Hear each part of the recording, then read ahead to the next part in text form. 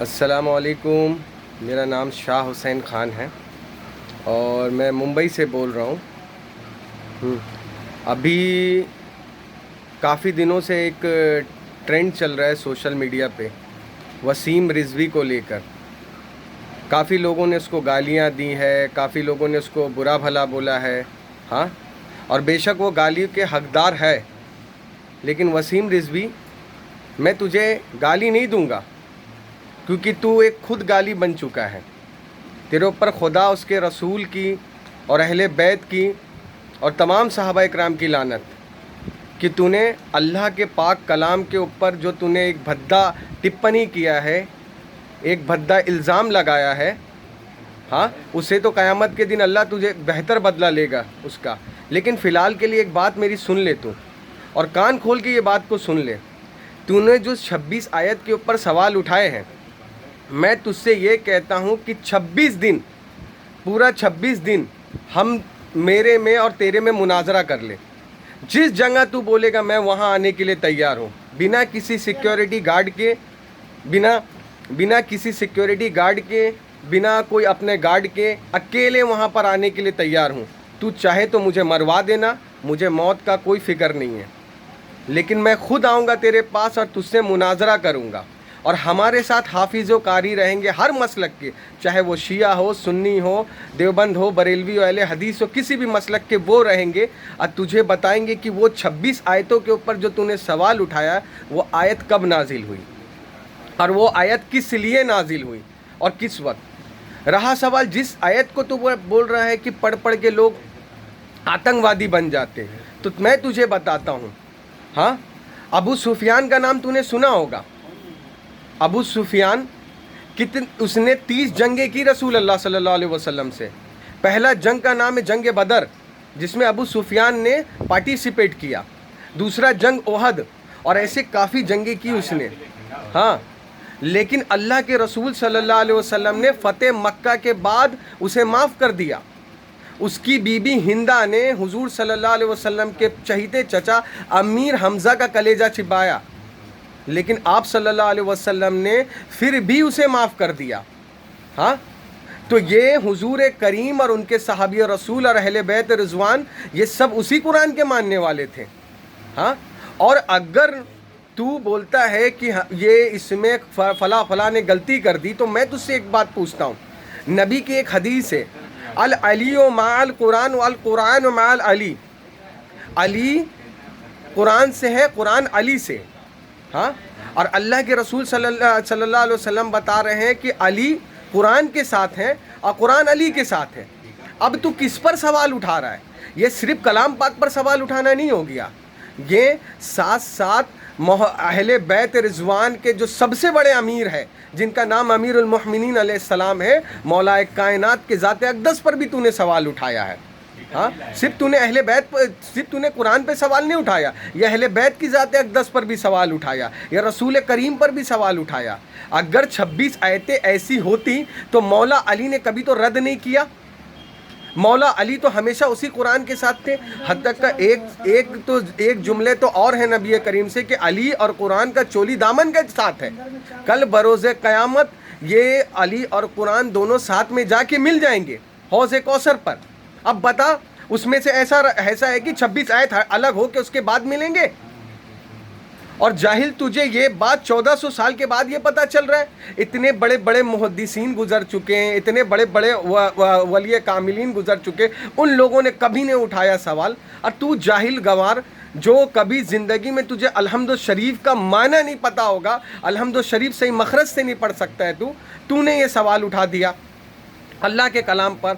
अब मैं तुझे बता रहा हूँ, अब मैं असल हकीकत पे आ रहा हूँ। अब एक बात बता, हिटलर ने कौन सी 26 आयतें पढ़ी थी? बता मुझे, उसने कौन सी 26 आयतें पढ़ी थी जो 20 लाख से ज़्यादा ज्यूस को उसने मार दिया? हाँ, और ये बता, रावण ने कौन सी आयत पढ़ी थी? हाँ, जिसने सीता जी का अपहरण कर लिया, तब राम जी ने जिहाद किया। कौन सी आयत पढ़ी थी, बता मुझे। हाँ, जिहाद का मतलब क्या होता समझा है तूने जाहिल? जिहाद का मतलब होता जद्दोजहद करना, जिहाद का मतलब होता अपने सेल्फ डिफेंस के लिए लड़ना। एक भी मुझे ऐसी हदीस बता और एक भी कुरान के ऐसे वाक़यात बता जहां हुजूर सल्लल्लाहु अलैहि वसल्लम ने डायरेक्ट अटैक किया हो किसी के ऊपर। अब कोई हमारी प्रॉपर्टी पे आके तेरे घर पे, तेरी बीवी पे, तेरे बाल बच्चों पे, तेरे खानदान पे हमला करेगा तो तू चूड़ियां पहनकर बैठेगा? नामर्द। उस वक्त लड़ने का नाम उसे जिहाद किया कहा जाता है जिसके बारे में कुरान ये कह रहा है। और उसे कह रहा अल्लाह तुम इसे डराओ ना डराओ, ये ईमान लाने वाले में से नहीं है, क्योंकि इनके दिल काले हो चुके, ये तुम पर हमला करते जाएंगे। अब उनको कब तक हुजूर सल्लल्लाहु अलैहि वसल्लम समझाएंगे? अपने सारे सहाबा इकराम को मरवा डाले, कत्ल करवा डाले। तो ये चाहता है, हाँ, जिस कुरान की हिफाजत करने के लिए इमाम हुसैन ने करबला के मैदान में यजीद को बैत नहीं दिया और पूरा उनका कुंबा शहीद हो गया, तो उस हुसैन पर सवाल उठा रहा है। जो काम यजीद चाहता था वही काम तू कर रहा है। जो काम यजीदियों ने किया वही काम तू कर रहा है। तू करना क्या चाह रहा है और तू दुनिया को क्या मैसेज देना चाहता है?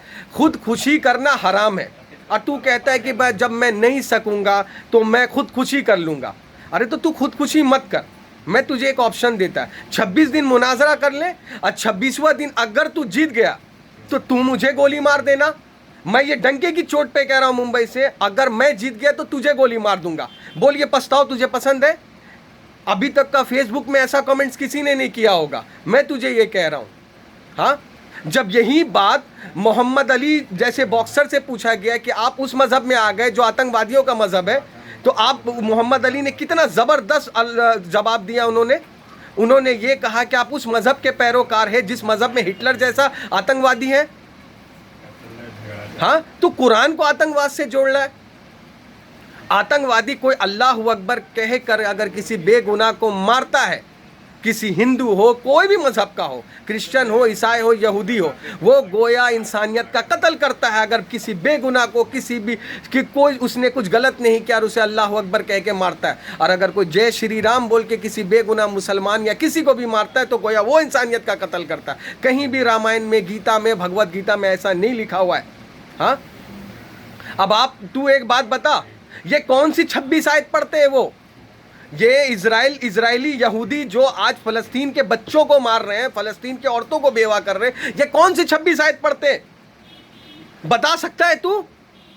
हाँ, अगर एक बाप की औलाद है तो बता, इसका जवाब दे मुझे। ये कौन सी 26 आयत पढ़ ले जो बेगुनाह फलस्तीनियों को मार रहे, वो बेगुनाह फलस्तीनियों का कत्ल कर रहे, वो बेगुनाह फलस्तीनियों को यूं ही मार रहे, वो जाके देख, घरों के घरे उजाड़ दिया उन लोगों ने फलस्तीन में। ये कौन सी 26 आयत पढ़ ले? ये कौन सी किताब पढ़ ले? अब क्या ज़ुबूर पर सवाल उठाएगा? और मैं ये कहना चाहता हूं, हिटलर ने कौन सा किताब पढ़ा था? मैं ये कहना चाहता हूं कि चंगेज खान ने कौन सा किताब पढ़ा था जिसने 2 करोड़ से ज्यादा लोगों को मार दिया? हाँ, आतंकवाद का, दहशतगर्दी को तू किसी इस्लामिक किताब से मिला रहा है? हम आतंकवाद को आतंकवाद का ना तो कुरान से ताल्लुकात है, ना तो उसका रामायण से ताल्लुकात है, ना तो उसका तौरेत से ताल्लुकात है, ना तो उसका इंजील से ताल्लुकात है, ना तो उसका ज़ुबूर से ताल्लुकात है, ना तो उसका बाइबल से ताल्लुकात है। आतंकवाद ये होता है, हाँ, कि वो अपने खुद के नफ्स के लिए ये लोग लड़ता है, अपने खुद की हुकूमत के लिए। अगर मसूद अजहर सही होता तो पाकिस्तान में ये कत्लो गारत नहीं करता। ये सब आतंकवाद है। ये लोग सिर्फ अपनी कुर्सी और अपनी गद्दी के लिए और अपनी हुकूमत के लिए लड़ते हैं, ना कि कुरान की हिफाजत के लिए लड़ते। कुरान की हिफाजत के लिए करबला में मेरे हुसैन ने लड़ा था, जिन्होंने सब कुछ लुटा दिया। हाँ, जिन्होंने सब कुछ, उनके छोटे छोटे बच्चे शहीद हो गए, उनका 6 माह का अली असगर शहीद हो गया, उनका जवान बेटा शहीद हो गया। मैं तुझसे एक ही सवाल पूछना चाहता, अभी तू मुझे इसका जवाब दे, और मैं तुझसे पूछना चाहता हूं कि मुझे इसका जवाब दे कि हिटलर ने कौन सा 26 आयत पढ़ा था, या हिटलर ने कौन सी किताब पढ़ी थी। उसके किताब का नाम बाइबल है, और बाइबल एक हिसाब से, उसके हिसाब से बिल्कुल सच्चा किताब है। हम उस पर कोई शक को शोभा नहीं करते, हम रामायण पर कोई शक को शोभा नहीं करते, हम गीता पे कोई शक को शोभा नहीं करते। हर धर्म का ग्रंथ उसके सब हिसाब से सच्चा है, कोई भी आतंकवाद का दावत नहीं देता है। हाँ, अगर ये रावण आया सीता जी का अपहरण किया तो रावण क्या था? वो सिर्फ भक्त था। ये कौन सा किताब पढ़ा था? शिव भक्त था, लेकिन उसने गलत किया, सीता जी का अपहरण किया और इसके वजह से उसको सजा मिला और वो सजा का मुस्तहिक है और उसे मिलना चाहिए। उसने कितने लोगों को मरवा दिया। तू सिर्फ कुरान पे सवाल उठा रहा है, रावण पे सवाल नहीं उठा पाया। किसने कौन सा किताब पढ़ा था, शिव भक्त होके मार दिया बेगुनाह वानर सेना को। हाँ, सीता जी का अपहरण कर लिया शिव भक्त होके। पहले समझ जाहिल, आपस में लोगों में जो फितना पैदा, मुझे मालूम है तू किसका ये। आज वो लोग भी थूक रहे तेरे ऊपर, जिसका जो चमचागिरी, जिसका तू दलाली करता था, वो लोग भी थूक रहे तेरे ऊपर और तू इसी के लायक है। अब कितनी बेइज्जती सहेगा अपना। और नहीं तो मैंने तो तुझे ओपन चैलेंज करा है।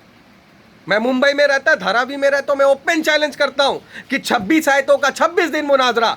तू जीत गया तो वहां पर यह होगा, हार गया तो तुझे अपनी हार तस्लीम करनी पड़ेगी कि मैं हारा हूं। फिर हम तुझे बताएंगे कि कैसे ये तेरा ऐसे कत्ल हो के तू अपने आप को सोचता है कि मेरे को कोई मार दे और मैं महान हो जाऊं।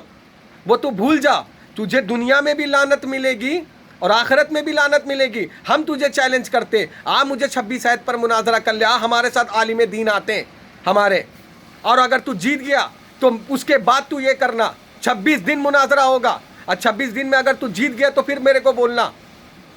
तूने उम्मुल मोमिनीन माँ आयशा के खिलाफ तूने पिक्चरें बनाई, तब भी कुछ नहीं बोला।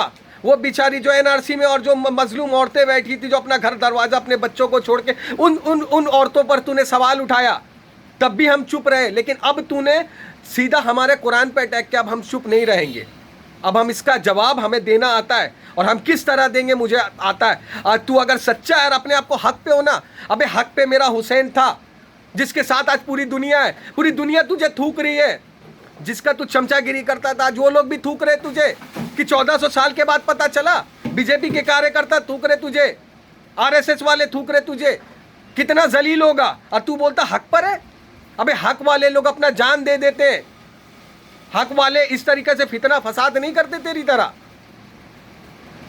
तू सच्चा है, तू तुझ पर कुरान के ऊपर सवाल उठाता है। अरे जिस कुरान के हिफाजत का जिम्मा खुद अल्लाह ने लिया है, अल्लाह ने कहा, यह भी नहीं कहा कि इसका जिम्मा मेरा रसूल का है। अरे हदीसों में अगर आदमी को यह कर सकता है, लेकिन कुरान का जिम्मा तो अल्लाह ने लिया है। कुरान का तो जिम्मा अल्लाह ने लिया है कि चलो यार उसका ट्रांसलेशन चेंज कर दिया, ये कर दिया, वो कर दिया। हाँ, लेकिन कुरान जो है, जो इकरा से शुरू हुआ है, उस सब का पूरा जितनी आयतें हैं कुरान के अंदर, उसका जिम्मा अल्लाह तबारक व तआला ने लिया है। और तू किससे अल्लाह से जंग करना चाहता है? जीत पाएगा? थू है तुझ पर। तेरे जैसे लोग तो मैं बोलता हूं कि गटर के कीड़े से भी बदतर होते हैं। माँ आयशा पर सवाल उठाया तूने, फिर उसके बाद जाके एनआरसी में बैठी औरतों पर सवाल उठाया तूने, फिर भी तेरा कलेजा ठंडा नहीं हुआ। तो अपने केस को ठंडा करने के लिए, दलाली करने के लिए, चमचागिरी करने के लिए तूने सवाल उठा दिया कुरान के ऊपर। अरे बेगैरत, तुझे जरा भी शर्म नहीं आया? कुरान पढ़ तो लेता, किसी हाफिज से पूछ तो लेता, किसी कारी, किसी मुफ्ती से पूछ तो लेता। हाँ, अरे तू अपने ही आलिम दीन से पूछ लेता। हाँ, मौला अली के कौल तो सुन लेता, हसन के कौल तो सुन लेता। मौला अली ने क्या कहा? हाँ, जिंदगी भर मौला अली ने अपने बेटों को मैदान में भेज के जिस कुरान की हिफाजत कराई, उसी कुरान के ऊपर तू सवाल उठा दिया। हाँ, बेगैरत, तुझे शर्म नहीं आई? हाँ, अब उसका क्या करेगा तू? अभी हिटलर का क्या करेगा? अब कौन सी किताबें ढूंढेगा? अब कौन सी आयतें ढूंढेगा? अब बता कितनी आयतें लाएगा अब तू, और कौन सी रिवायत लाएगा, कौन सा वर्जन लाएगा, कौन सा चैप्टर लाएगा तू हिटलर के लिए? कि कौन सा किताब पढ़ा था इसने जो इतने बेगुनाह लोगों को मार दिया? हाँ, रावण के लिए कौन सा किताब लाएगा तू? इजराइलियों के लिए कौन सा किताब लाएगा जो बेगुनाह फलस्तीनी मुसलमान को मार रहे? बता मुझे, इसका जवाब चाहिए मुझे, बेगैरत।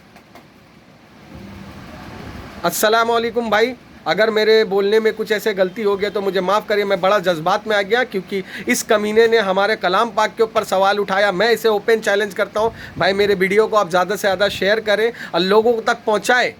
हाँ, और लोगों को बताएं, ज़्यादा से ज़्यादा इसको शेयर करें और लोगों को बताएं कि आ जाए, ये डिबेट कर ले, मुनाजरा कर ले और मुनाजरा में जीत के बताए इस तरीके से कुत्ते की तरह भौंकने से कुछ नहीं होगा।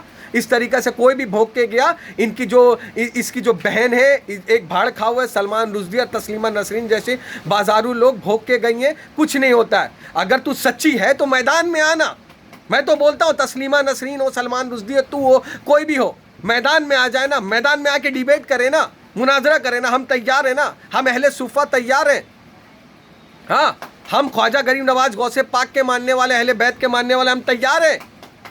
आ जाए मैदान में, ये देखते हैं हम, उसके बाद फैसला होगा मैदान में कौन सच्चा और कौन झूठा, किसके ऊपर लानत पड़ती है। बेगैरत कहीं का।